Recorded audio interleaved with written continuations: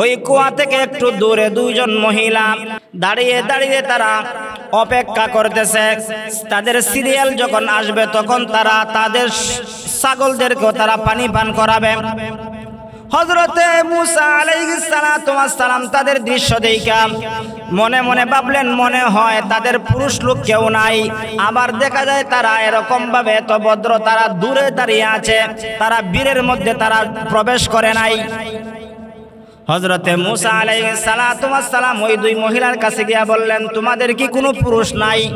বলে, না, আমাদের কোনো পুরুষ নাই, তবে আমার বাবা আছে, কিন্তু বাবা হলেন একজন বৃদ্ধ বাবাকে কষ্ট না দেওয়ার জন্য আমরা দুনু বোন আসছি ছাগলকে পানি পান করানোর জন্য। যদি বাবার বাধ্যগত সন্তান হয়, ছেলে হোক অথবা মেয়ে হোক, বাবাকে কষ্ট না দিয়া এই সেই কষ্টটা সন্তানরা বন্টন করে নিয়ে নেয়। সন্তানরা সেই কষ্টকে তারা উপভোগ করে, তারপরেও বাবাকে কষ্ট দিতে চায় না। তার জ্বলন্ত প্রমাণ হযরতে শুআয়ব আলাইহিস সালাতু ওয়াস সালামের দুই মেয়ে সন্তান হওয়ার পরেও বাবার খেদমত করেছে, বাবাকে কষ্ট দিতে রাজি না। এবার হযরতে মুসা নবী বললেন, আমি তোমাদের জন্য পানির ব্যবস্থা করে দিব। হযরতে মুসা আলাইহিস সালাতু ওয়াস সালাম সেই কথা বলার পরে দেখলেন যুবকেরা পানি পান করাইতেছে তাদের পাক দিয়া। তিনি ইচ্ছা করলে পানি আনতে পারতেন, অথবা তাফসীরের কিতাবের মধ্যে লেখা হয় তিনি তাদের পাক দিয়া পানি আইনা তাদেরকে দিলেন, তারা তাদের ছাগলদেরকে পানি পান করাইল। তাফসীরের কিতাবের মধ্যে আরেকটা কথা লেখা হয়, তিনি দুইজন মহিলাকে জিজ্ঞাসা করলেন, এই কুয়া ছাড়া কি আশপাশে আর কোনো কূপ বা কুয়া কি আছে? মহিলারা জবাব দিল, ওই কুয়ার পাশে আরেকটা কুয়া আছে, কিন্তু সেই কুয়ার মধ্যে এত বড় একটা পাথর পড়ে গেছে, যেই পাথরটা কেউ সরাইতে পারে না। সরানোর কারণে সেই পাথর সেই কুয়া থেকে কেউ পানিও তুলতে পারে না, সেই কুয়া থেকে পানি তুলতে পারে না। হযরতে মুসা আলাইহিস সালাতু ওয়াস সালাম ভবিষ্যতে নবী হবেন। নবীদের শরীরের মধ্যে আল্লাহ তাআলা অনেক শক্তি দান করেন। মুসা নবী আলাইহিস সালাতু ওয়াস সালাম একা সেই পাথরটা সরাইলেন এবং সেই কুয়া থেকে পানি তুইলা তাদেরকে দিলেন। তারা অন্যদিন যেই টাইমে যাইতো তার আগে তারা বাড়িতে চলে গেল। মুসা আলাইহিস সালাতু ওয়াস সালাম তাদেরকে সহযোগিতা করলেন। দুইজন বোন তারা বাড়িতে চলে গেল। বাড়িতে যাওয়ার পরে বাবা জিজ্ঞাসা করে, ও মা, অন্যদিন তো তোমরা দেরিতে আসো, আজকে কেমনে তোমরা তাড়াতাড়ি আসলাম? ওই দুই বোন বাবাকে জবাব দিয়ে দিল, আমাদেরকে আজকে একটা যুবক সহযোগিতা করেছে, সহযোগিতার মাধ্যমে আমরা আজকে আমরা পানি পান করায় আসতে পেরেছি। মিশরের মধ্যে জালেম বাদশা ফেরাউন রাজত্ব করত। রাজত্ব চলাকালীন সময়ে স্বপ্ন দেখল বাইতুল মুকাদ্দাস থেকে একটা অগ্নিশিখা এসে তার দেশের সমস্ত ঘর বাড়ি জ্বালিয়ে দিয়েছে, বনি ইসরাইলের ঘর ব্যতীত। স্বপ্ন দেখার পরে রাত্রে বেলায় জালেম বাদশা ফেরাউন আর ঘুমাইতে পারল না। এই ঘুম ভেঙে যাওয়ার পরে সকালবেলা সে তার সিংহাসনের মধ্যে বৈশা মন্ত্রিসভার সকল সদস্যদেরকে বলল, আমি গত রাত্রিতে এমন একটা স্বপ্ন দেখেছি, যেই স্বপ্নের ব্যাখ্যা আমাকে জানতে হবে। মন্ত্রিসভার সদস্যরা সমস্ত গণকদেরকে একত্রিত করল, সমস্ত জ্যোতিষীদেরকে একত্রিত করল। একত্রিত করে বাদশার সেই স্বপ্নের কথা বর্ণনা করল। বাদশার সেই স্বপ্নের কথা শোনার পরে গণকেরা বলতে আরম্ভ করল, এই মিশরের মধ্যে এমন একজন ব্যক্তির জন্মগ্রহণ করবে, এমন একটা ছেলে জন্মগ্রহণ করবে, বনি ইসরাইল গোত্রের মধ্যে জন্মগ্রহণ করে আপনার সিংহাসনকে ধ্বংস করবে, আপনার ক্ষমতাকে ধ্বংস করবে, আপনার রাজত্বকে ধ্বংস করে ফেলবে।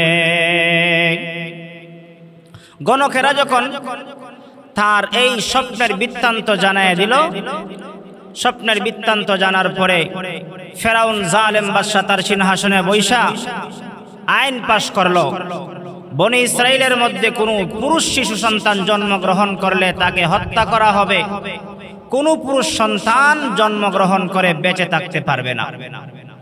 তার এই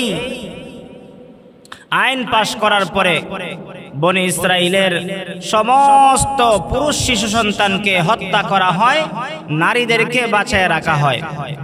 এক পর্যায়ে তার উজিরেরা বলতে আরম্ভ করল, আমরা যেভাবে বনি ইসরাইলের পুরুষদেরকে হত্যা করতে আরম্ভ করেছি, কিছুদিন পরে আমাদের কাজ কর্ম করার মতন কোনো লোক পাওয়া যাবে না। যদি আমাদেরকে তাদের মাধ্যমে কাজ করাইতে হয়, তাদের কাছ থেকে সুযোগ সুবিধা নিতে হয়, তাহলে পুরুষ সন্তানদেরকে হত্যা করলে হবে না।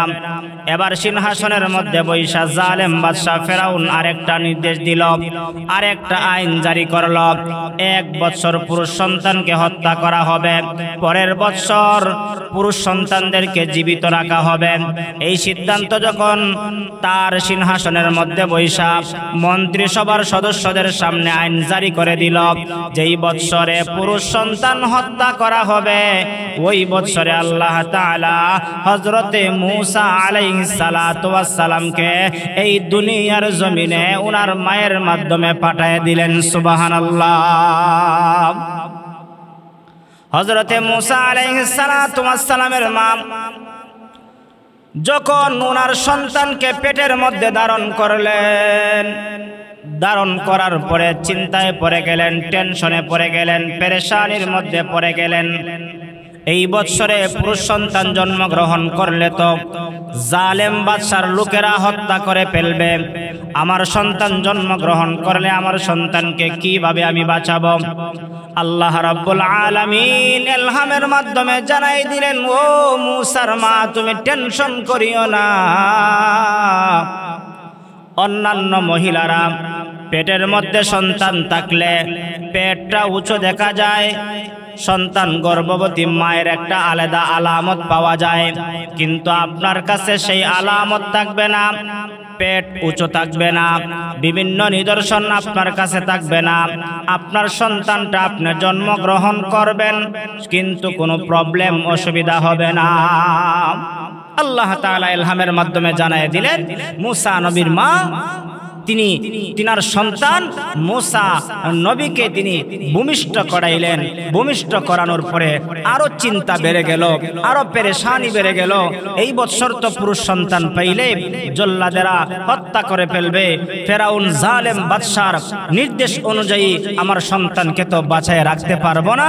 আল্লাহ রাব্বুল আলামিন কোরআনুল কারীমের মধ্যে আয়াত নাজিল করে জানায় দিলেন, ও মূসা নবীর মা, তোমাকে আমি জানায় দিলাম, তুমি তোমার সন্তানটাকে দুধ পান করাও, দুধ পান করায়া তাকে লালন পালন করো। যখন তুমি আশঙ্কায় পড়ে যাইবা তোমার সন্তানকে বাঁচাইতে পারবা না, তখন সময় তুমি একটা সিন্ধুকের মধ্যে বইরা সন্তানটাকে সমুদ্রে নিক্ষেপ করে দিবা।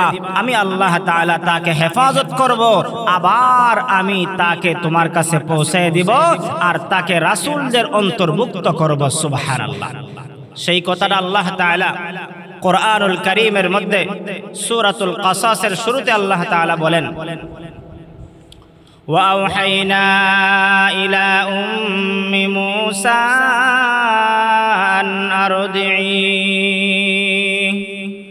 ফাইযা খিফতি আলাইহি فألقيه في اليم ولا تخافي ولا تحزني إنا رادوه إليك وجاعلوه من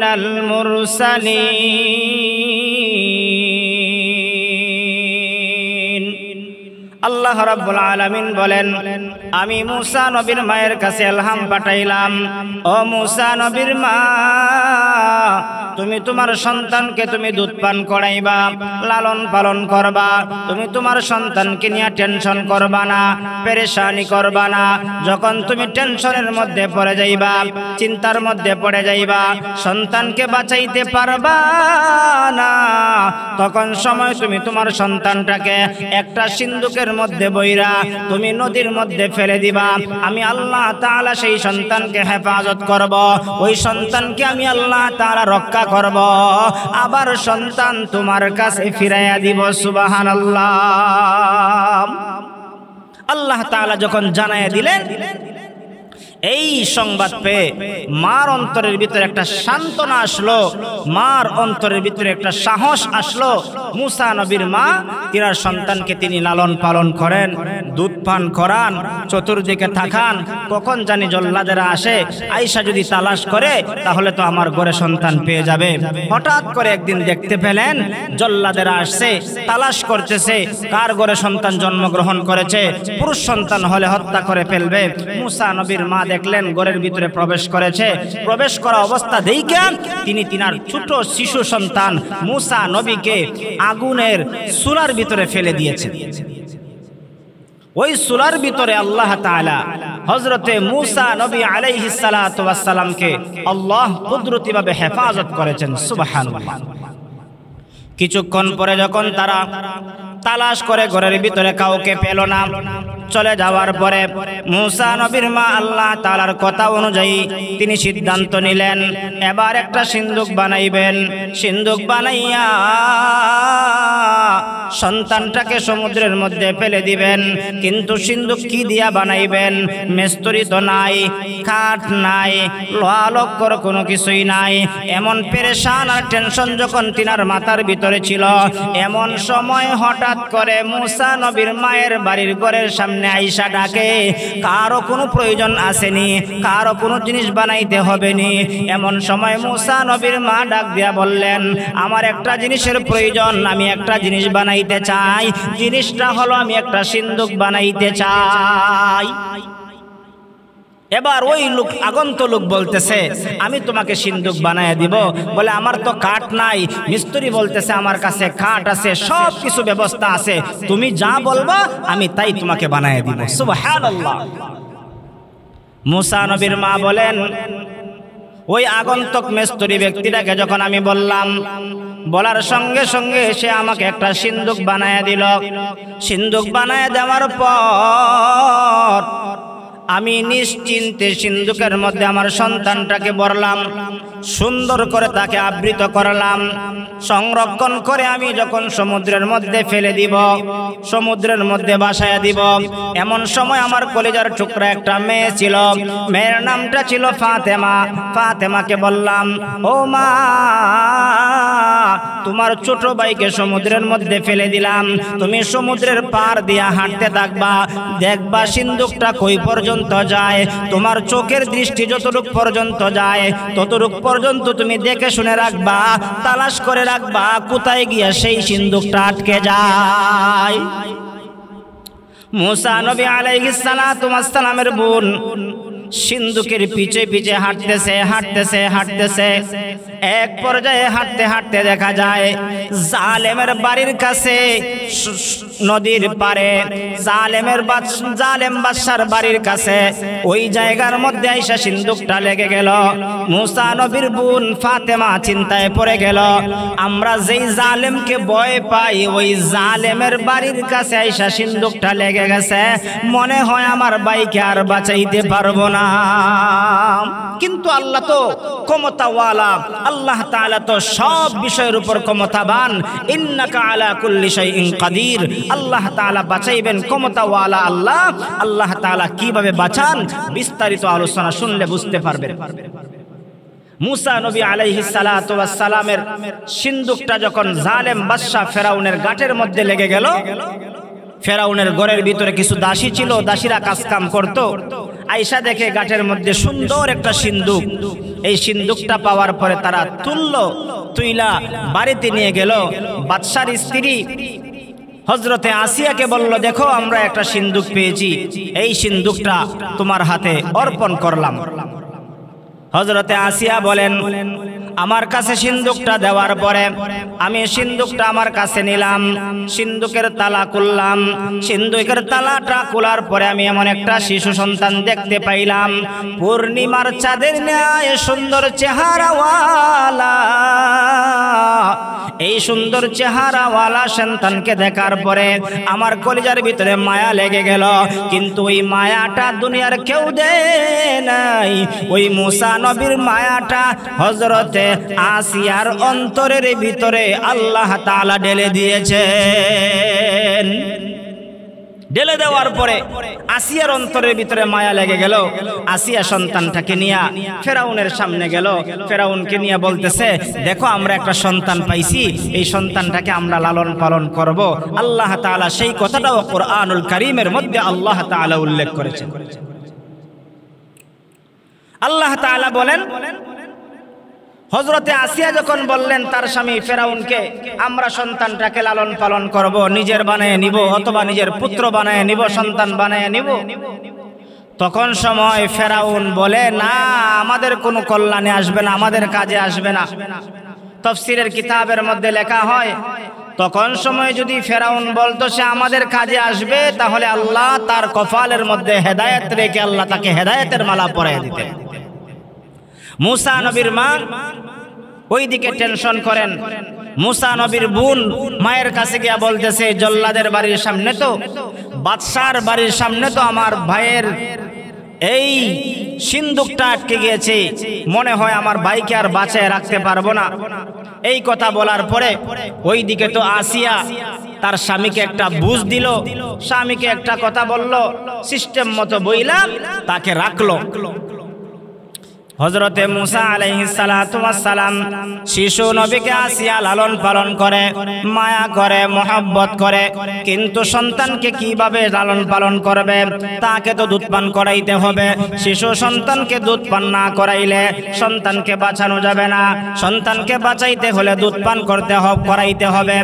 এক পর্যায়ে তার সিংহাসনের আশপাশে সমস্ত মহিলাদেরকে জানায় দিল, খেয়াছ, এই সন্তানটাকে দুধ পান করাইবা, এই সন্তানটার কান্না বন্ধ করাইবা, এই সন্তানটাকে লালন পালন করবা। যে লালন পালন করাইতে পারবে, কান্না বন্ধ করাইতে পারবে, যার দুধ পান করবে, তাকে বড় উপঢৌকন দেওয়া হবে, তাকে বড় পুরস্কার দেওয়া হবে। এই কথা বলার পরে অনেক মহিলারা আনন্দে আত্মহারা হয়ে পুরস্কার পাওয়ার জন্য তারা কি করলো? সন্তানকে কুলে নেয়। কিন্তু যার কুলেই যায় মুসা নবী কান্না বন্ধ করে না, আরো বেশি কান্না করে। যার কুলেই যায় তার কুলেই কান্না করে। সাথে সাথে ওই যে মুসা নবীর বোন সাথে ছিলেন, মুসা নবীর বোন ফাতেমা বলতেছে, আমার কাছে একটা মহিলার সন্ধান আছে, ওই মহিলার সন্ধান আমি দিতে পারবো। আমার মনে হয় ওই মহিলার দুধ পান করবে, আর ওই মহিলার কুলে গেলে মনে হয় সন্তানটা কান্না করবে না। আসিয়া বলল, ঠিক আছে, ওই মহিলার সন্ধান দাও, আমরা ওই মহিলাকে আনবো। মহিলার সন্ধান দেওয়া হলো। মহিলার সন্ধান দেওয়ার পরে মহিলাকে আনা হলো। তিনি আর কেউ নয়, তিনি হলেন মুসা নবীর মা, যদিও সেখানের মধ্যে কথাগুলো গোপন রাখা হয়েছে। মুসা নবীর মা যখন আসলেন ফেরাউনের বাড়িতে, আসিয়া বলতেছে, ওই সন্তানটাকে তুমি কুলে নাও। কুলে নিলে যদি কান্না বন্ধ করে, তোমার দুধ যদি পান করে, তাহলে তোমার জন্য উপঢৌকন আছে, তোমার জন্য পুরস্কার আছে, তুমি পুরস্কার পাইবা। আল্লাহ তাআলার কি মহিমা! মুসা নবীর মার কাছে সন্তান আসলো, সন্তানটাকে কুলের মধ্যে নিলেন, তিনি কান্না বন্ধ করে দিলেন, দুধ মুখে দিলেন, সাথে সাথে দুধ পান করতে আরম্ভ করলেন। জোরে জোরে আওয়াজ দিয়া বলুন না সুবহানাল্লাহ। দুধ পান করলেন। এবার মুসা নবীর মা বললেন, ঠিক আছে, আমি দুধ পান করাইছি, এবার চলে যাই। এবার আসিয়া বলতেছে, না না, তুমি যেতে পারবে না, কারণ এই সন্তানকে বাঁচাইতে হলে তোমার দুধ পান করাইয়েই তাকে বাঁচাইতে হবে। বলে, না, আমি বাড়ি ছেড়ে তোমার এখানে আসতে পারবো না। যদি এই সন্তানকে বাঁচাইতে হয়, এই সন্তান আমার সঙ্গে দিয়ে দাও, আমি আমার বাড়িতে লালন পালন করব, দুধ পান করাইব, আর বাকি সময় তোমার কাছে নিয়ে দিয়ে দিব। সংক্ষিপ্ত কথা, মুসা নবীর মায়ের কাছে দেওয়া হলো। মা দুধ পান করাইয়া আবার আসিয়ার কাছে দিয়ে দেয়। এইভাবে মুসা নবী বড় হতে হতে হতে মোটামুটি যৌবনে পদার্পণ করলেন।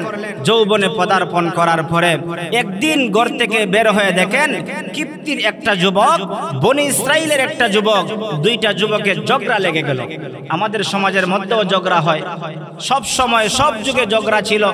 ঝগড়ায় যখন লিপ্ত হয়ে গেল, তাদের ঝগড়া বাঙ্গাইতে গিয়া তাদের ঝগড়া মীমাংসা করতে গিয়া মুসা নবী আলাইহিস সালাতু ওয়াস সালাম কিপ্তির সম্প্রদায়কে একটা ধাক্কা দিলেন অথবা একটা ঘুষি দিলেন।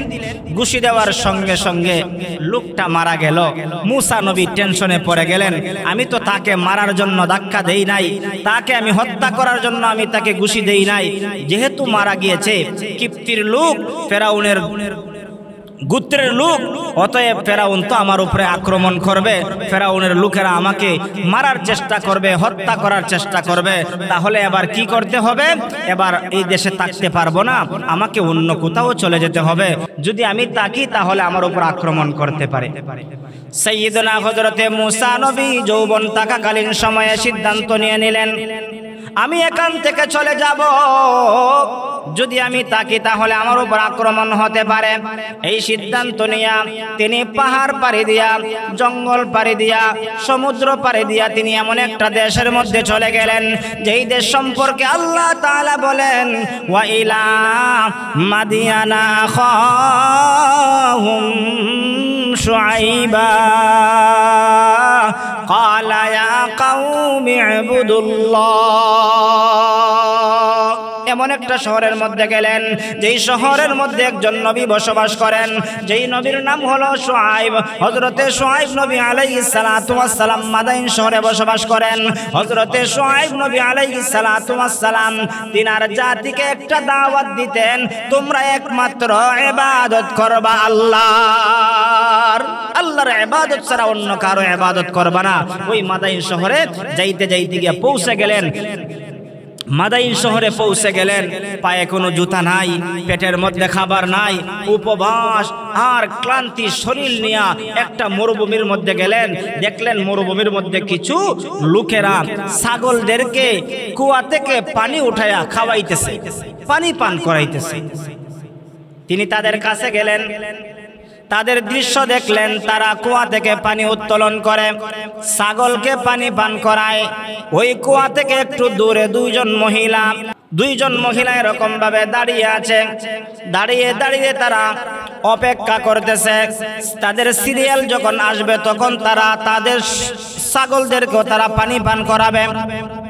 হযরতে মুসা আলাইহিস সালাতু ওয়াস সালাম তাদের দৃশ্য দেখা মনে মনে ভাবলেন, মনে হয় তাদের পুরুষ লোক কেউ নাই।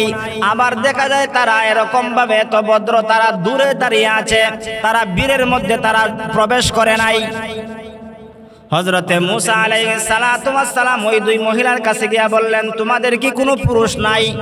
বলে, না, আমাদের কোনো পুরুষ নাই, তবে আমার বাবা আছে, কিন্তু বাবা হলেন একজন বৃদ্ধ বাবাকে কষ্ট না দেওয়ার জন্য আমরা দুনু বোন আসছি ছাগলকে পানি পান করানোর জন্য। যদি বাবার বাধ্যগত সন্তান হয়, ছেলে হোক অথবা মেয়ে হোক, বাবাকে কষ্ট না দিয়া এই সেই কষ্টটা সন্তানরা বন্টন করে নিয়ে নেয়।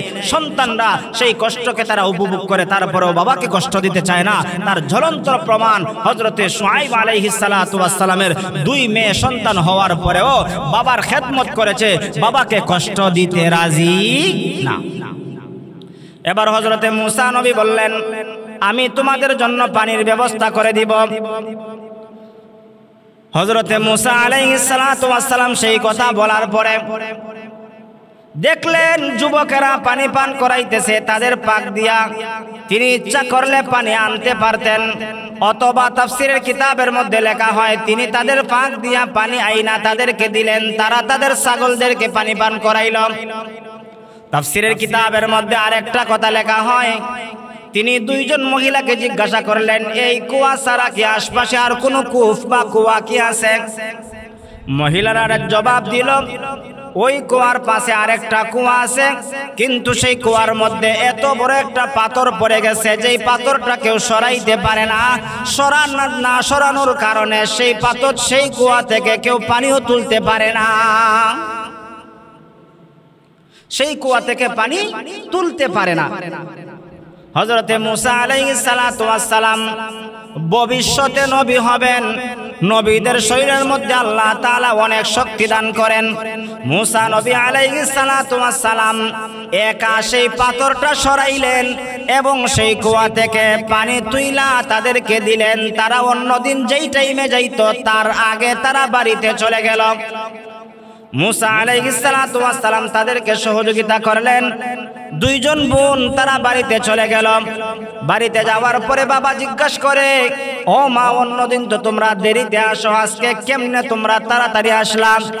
ওই দুই বোন বাবাকে জবাব দিয়ে দিল, আমাদেরকে আজকে একটা যুবক সহযোগিতা করেছে, সহযোগিতার মাধ্যমে আমরা আজকে আগে আমরা পানি পান করায় আসতে পেরেছি। ও আমার বাবা, ওই ছেলেটা তো দেখতে দেখা যায় ভদ্র, ওই ছেলেটা এত ভদ্র যে আমাদের সঙ্গে কোনো দুর্ব্যবহার করে নাই, আমাদের দিকে বাঁকা নজরে তাকায় নাই, ভদ্রতার সহিত আমাদেরকে হেল্প করেছে, সহযোগিতা করেছে। এই কথা বলার পরে বাবা বললেন, আগামীকাল যখন তোমরা যাইবা তখন সময় তোমরা ওই ছেলেটাকে যদি পাও তাহলে সাথে করে তোমরা কি করবা, আমার বাড়িতে নিয়ে আসবা, আমি ওই ছেলেকে সেটার বিনিময় উপহার দিতে থাকবো। সুবহানাল্লাহ। পরের দিন দুই বোন গত দিনের ন্যায় ছাগলকে পানি পান করানোর জন্য গেলেন। পানি পান করানোর জন্য গিয়ে দেখেন ওই যুবকটা আজকেও আছে। আজকে ও যুবকটা সহযোগিতা করেছে। সহযোগিতা শেষ হওয়ার পরে দুইজন বোনের মধ্য থেকে একজন বোন বলল, ও মুসাফির যুবক ভাই, আমার বাবা বয়োবৃদ্ধ, আমার বাবা বলেছেন আপনি আমাদের সঙ্গে যাওয়ার জন্য, আপনাকে উপটুকন দিবেন, আপনাকে পুরস্কার দিবেন। হযরতে মুসা নবী বলেন, আমি তাদের সামনে সামনে হাঁটতে আরম্ভ করলাম। হাঁটতে হাঁটতে আমি বললাম, তোমরা আমাকে শুধুমাত্র রাস্তা বলে দিবা, আমি তোমাদের বাড়ি পর্যন্ত পৌঁছে যাব।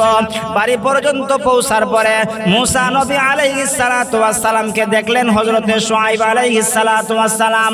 শুআয়ব নবী দেখার পরে বললেন, তোমার বাড়ি কোথায়, কিভাবে তুমি এখানের মধ্যে আসলা এবং তোমার বৃত্তান্ত বর্ণনা করো। হযরতে মুসা আলাইহিস সালাতু ওয়াস সালাম সমস্ত কথা বর্ণনা করলেন। বর্ণনার এক পর্যায়ে মুসা নবীকে হযরতে শুআয়ব আলাইহিস সালাতু ওয়াস সালাম বললেন, আমাদের বাড়িতে থাকো, আমাদের বাড়িতে খাও, আমাদের বাড়িতে তুমি ঘুমাও, আমাদের বাড়িতে চলাফেরা করো, কোনো অসুবিধা নাই। তবে থাকার জন্য একটা ব্যবস্থা আমি করে দেই, আমার একটা মেয়ে তোমার কাছে বিবাহ দিয়া দেই। সংক্ষিপ্ত কথা, হযরতে শুআয়ব আলাইহিস সালাতু ওয়াস সালামের দুইটা মেয়ে থেকে একটা মেয়েকে মুসা নবীর সঙ্গে বিয়ে দিয়ে দিলেন। এবার সংসার করতে আরম্ভ করলেন। কিছুদিন পরে হযরতে মুসা আলাইহিস সালাতু ওয়াস সালাম বলতেছেন, আমি আমার দেশে চলে যাব। দেশে চলে যাব যখন বলছেন, হযরতে শুআয়ব আলাইহিস সালাতু ওয়াস সালাম চিন্তা করলেন, আমার মেয়ের জামাই চলে যাবে, আমি তাকে গিফট হাদিয়া হিসাবে কি দিব? আমি তো আমার মেয়ের জামাইকে কোনো যৌতুক দেই নাই। যাওয়ার সময় আমি আমার হাতের লাঠিটা, আমি আমার মুসা নবী আমার দামানকে, মেয়ের জামাইকে আমার হাতের লাঠিটা দিয়ে দিলাম। ওই লাঠির অনেক ব্যাখ্যা রয়েছে, ওই লাঠির অনেক ইতিহাস রয়েছে, বিভিন্ন কিতাবের মধ্যে পাওয়া যায়। ওই লাঠিটা হযরতে আদম আলাইহিস সালাতু ওয়াস সালাম যখন জান্নাত থেকে দুনিয়াতে এসেছিলেন, আল্লাহ তাআলা হযরতে আদম আলাইহিস সালাতু ওয়াস সালামকে সেই লাঠিটা জান্নাত থেকে দিয়ে দিয়েছিলেন। এক নবী থেকে আরেক নবীর হাত আস্তে আস্তে আস্তে হযরতে শুআয়ব আলাইহিস সালাতু ওয়াস সালামের হাতে আইসা পৌঁছিল। আর হযরতে শুআয়ব আলাইহিস সালাতু ওয়াস সালাম উপহার হিসাবে, হাদিয়া হিসাবে মুসা নবীকে দান করে দিলেন। সুবহানাল্লাহ। হযরতে মুসা নবী এবার মাদাইন শহর থেকে রওনা হয়ে গেলেন। পথিমধ্যে আল্লাহ তাআলা তুর পাহাড়ের মধ্যে হযরতে মুসা নবী আলাইহিস সালাতু ওয়াস সালামকে নবুয়ত দান করলেন। আল্লাহ তাআলা জানাই দিলেন, আপনাকে আমি আল্লাহ তাআলা নবুয়ত দান করলাম, আপনি ফেরাউনকে কালেমার দাওয়াত দিবেন, একত্ববাদের দাওয়াত দিবেন, তাওহীদের দাওয়াত দিবেন, এক আল্লাহ তাআলার দাওয়াত দিবেন। হযরতে মুসা আলাইহিস সালাতু ওয়াস সালাম সেই দাওয়াত পাইয়া, সেই নির্দেশ পাইয়া, সেই ওহী পাইয়া তিনি এবার মিশরের মধ্যে চলে গেলেন। মিশরের মধ্যে যাইয়া সর্বপ্রথম ওই জালেম ফেরাউন বাদশাকে কালেমার দাওয়াত দিলেন। কিভাবে দাওয়াত দিলেন? মুসা আলাইহিস সালাতু ওয়াস সালাম যখন মিশরের মধ্যে প্রবেশ করলেন, প্রবেশ করার পরে ওই সময় জালেম বাদশা তার সিংহাসনের মধ্যে বৈশা মন্ত্রিসভার সকল সদস্যদের সঙ্গে বৈঠক করতেছে। এমন সময় মুসা আলাইহিস সালাতু ওয়াস সালাম গিয়া প্রবেশ করলেন। প্রবেশ করে বললেন, আমি তোমাকে দাওয়াত দিচ্ছি, তুমি পড়ো লা ইলাহা ইল্লাল্লাহ মুসা কালিমুল্লাহ।